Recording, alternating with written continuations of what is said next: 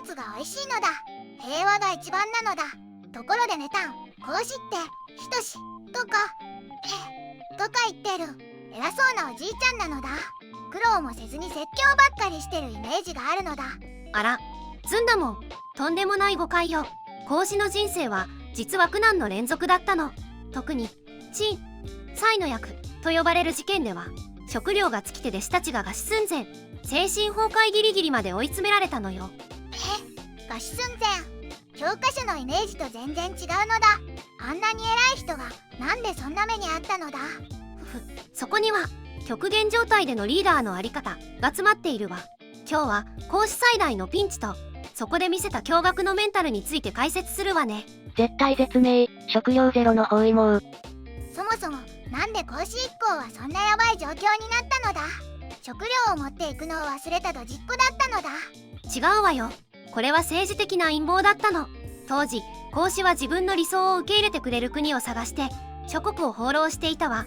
でも孔子の優秀さを恐れたヒネと蔡という国の重臣たちが、孔子が隣の大国スワイに登用されたら我々の立場が危ういと考えて軍隊を出して孔子一行を包囲したの。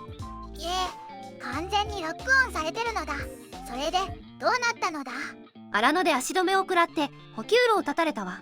なんと7日間も絶食状態が続いたと言われているの。ついてきていた弟子たちは次々と倒れ、あまりの空腹と恐怖で立ち上がることすらできなくなったそうよ。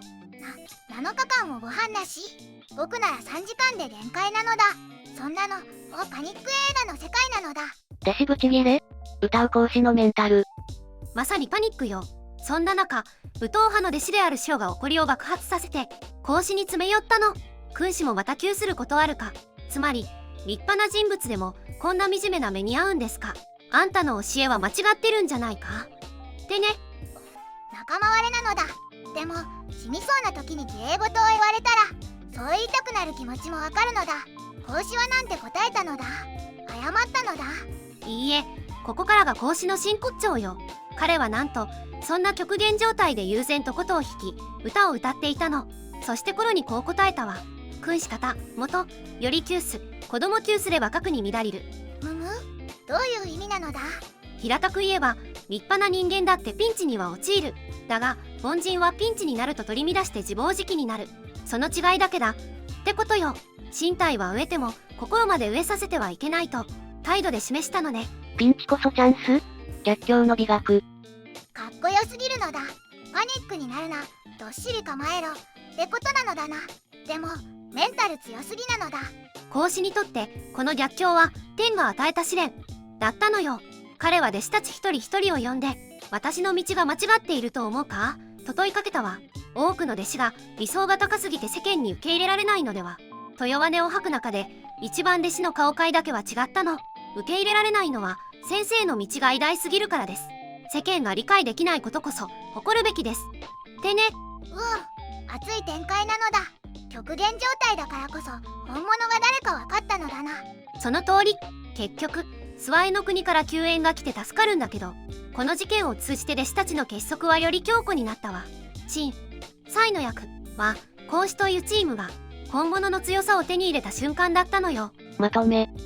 孔子ってただの説教おじさんじゃなくてサバイバルを生き抜いた屈強なリーダーだったのだ。子供窮すればここに乱れる。僕も覚えておくのだ。そうね。順調な時に立派なことを言うのは簡単よ。でも本当にその人の価値が問われるのは思い通りにいかない逆境の時なの。孔子のこのエピソードは現代の私たちにも苦しい時こそどう振る舞うかを問いかけているわね。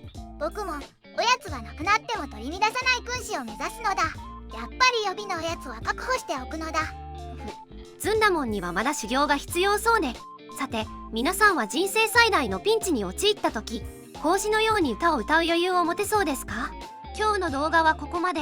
最後まで見てくれてありがとうございました。このチャンネルでは歴史上の人物に関する情報を5分以内の短くまとめた動画を毎日投稿中。歴史人物に興味があるならチャンネル登録や他の動画も見てみてね。